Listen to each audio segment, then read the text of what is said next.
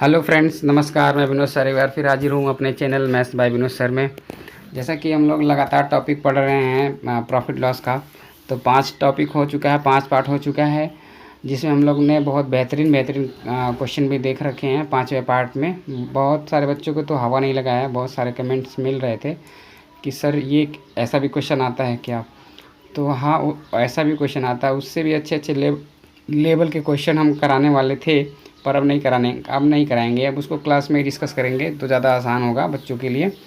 अभी आप लोगों को जो मतलब क्वेश्चन अभी रिसेंटली एग्ज़ाम में आ रहे हैं या फिर आने वाले हैं, उस टाइप के क्वेश्चन को हम लेकर के चल रहे हैं और सॉल्व करवा रहे हैं। थोड़ा सा छोटा छोटा क्वेश्चन है, पर बहुत बार एग्ज़ाम में पूछा जाता है वो ऐसे क्वेश्चन को, तो वही क्वेश्चन हम लोग सॉल्व करने वाले हैं। तो आज की जो वीडियो है वो बहुत ही इम्पोर्टेंट है। ये वीडियो बेईमानी वाले पे है, जो दुकानदार बेईमानी करते हैं उस पे वीडियो है। हालांकि इसमें कई तरह के प्रश्न हैं, 3 तरह के प्रश्न हैं। 12 और प्रश्न में 3 टाइप के लगभग प्रश्न होंगे। तो चलिए लगभग देख लेते हैं हम लोग कैसे कैसे क्वेश्चन हैं। तो सबसे पहला क्वेश्चन ये रहा, कह रहा है कि कोई दुकानदार कपड़ा को 50% लाभ पर बेचने का दावा करता है, इसके बाद भी वह कपड़ा को मापते समय 20% कम मापता है। इस प्रकार कुल कितना प्रतिशत लाभ कमाता है। देखिए कितना मतलब चोरी कर रहा है ये। मान लेते हैं इसके पास कुल सामान जो था वो 100 रुपये का था कपड़ा, तो 50% बढ़ाएगा अगर इसको तो कितना कर देगा, 150 कर देगा। कितना कर देगा, 150। तो 50% बढ़ा के 150 किया कि फिर भी लेकिन 20% कम नापा, यानी कि 80 ही नापा। अगर वो 100 देता तो अभी 50% लाभ कमा लेता, लेकिन 100 नहीं दिया, वो 80 दिया, 20% इसमें भी चोरी कर लिया। तो कुल मिला के इसका प्रॉफिट देखिए कितना हो गया। 80 से 150 का जो डिफरेंस हो गया वो 70 का डिफरेंस हो गया, और 80 पे ही दिया। तो अब देखिए काट दीजिए, तो 7/8 आ गया। तो 7/8 को परसेंटेज में चेंज करेंगे तो आप सबको पता है 100 का गुणा करके चेंज कर सकते हैं, नहीं तो हम बता दे रहे हैं डायरेक्ट 87.5% आएगा। कितना आएगा, 87.5। 7/8 को बोलते हैं 87.5%। चलिए अगला क्वेश्चन देखते हैं। कह रहा है कि राहुल किसी वस्तु को बेचते समय 20% हानि का दावा करता है। राहुल नाम का कोई दुकानदार है, वो कोई सामान बेच रहा है, तो वो ये कह रहा है कि हम 20% हानि पे अपना सामान बेच रहे हैं। इसके बावजूद 40% कम माप देता है। कहता है कि हम अपना नुकसान सह के दे रहे हैं, लेकिन वो 40% कम माप देता है। सेम क्वेश्चन है, 100 था तो कहा कि 80 दे देंगे, 20% कम है, लेकिन इस 100 को जो है वो 60 बना दिया, 40 कम कर दिया इसमें से। बताइए 60 हो गया ना, तो 60 को 80 में बेच दिया, अभी भी प्रॉफिट कमा लिया। वो कितने का, 20 का। कितने में प्रॉफिट कमाया, 60 पे। 20 से करने 20 दिया 60, तो 1/3 आपको पता है कितना होता है, 33 से 1/3% अभी भी क्या है, वो प्रॉफिट में है। अभी भी 33 से 1/3% प्रॉफिट में। चलिए अगला क्वेश्चन देख लेते हैं। अगला क्वेश्चन है, कह रहा है कि मोहन किसी वस्तु को बेचते समय 30% हानि का दावा करता है, इसके बावजूद वह 10% कम माप देता है। अब ध्यान से समझिए, 30% यानी कि 100 था, 100 से 30% कम यानी 70, तो 10% कम नाप देता है यानी 90 नापता है।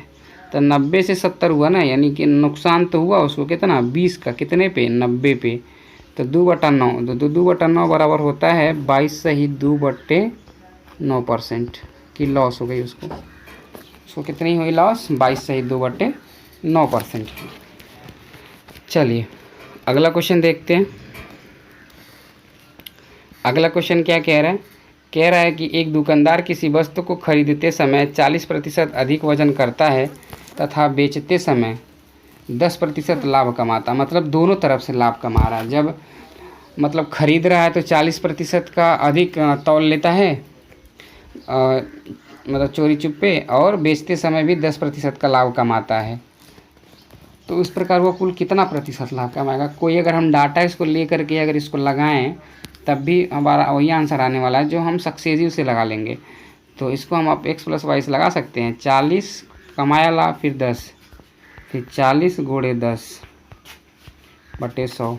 अब देख लीजिए 0 0 से कट गया, 40 10 50 हो गया, और ये 4 54% हो गया टोटल। तो वो 54% लाभ कमा लेगा। चलिए अगला क्वेश्चन देखते हैं। अगला क्वेश्चन कह रहा है कि एक दुकानदार गलत बाट के प्रयोग से वस्तुओं को खरीदते समय 20% का घोटाला करता है। घोटाला मतलब कि क्या, जब भी कोई दुकानदार घोटाला करेगा तो वो अपने पक्ष में करेगा, यानी 20% ये लाभ कमा लिया। फिर 30% घोटाला कर दिया बेचते समय। कुल मिला के कितना हो गया, 20 + 30, और ये लिख दीजिए 20 × 30 कितना हो गया, 3200। अब इसको काट लीजिए, 20 30 50 और 2 3 6, यानी कि टोटल कितना 56% प्रॉफिट कमा लिया।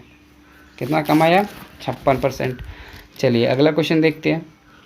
अगला क्वेश्चन कह रहा है कि यदि किसी वस्तु के CP और SP का अनुपात 20:21 है तो लाभ या हानि प्रतिशत ज्ञात करें। अब देखिए CP कितना है, CP है 20, SP कितना है 21, यानी 20 रुपये में खरीदा 21 रुपये में बेच दिया। CP मतलब होता है क्रय मूल्य यानी खरीद। 20 रुपये में खरीदा 21 रुपये में बेचा तो कितना फ़ायदा हुआ, 1 का फ़ायदा हुआ। कितने पे, 20 पे। 1/20 बराबर कितना होता है, 5% होता है, यानी 5% उसको प्रॉफिट हो गई।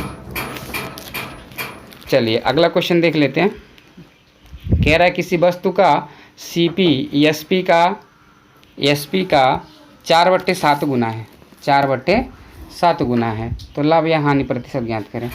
हानि का कोई गुंजाइश ही नहीं है, लाभ ही होगा। देख लेते हैं।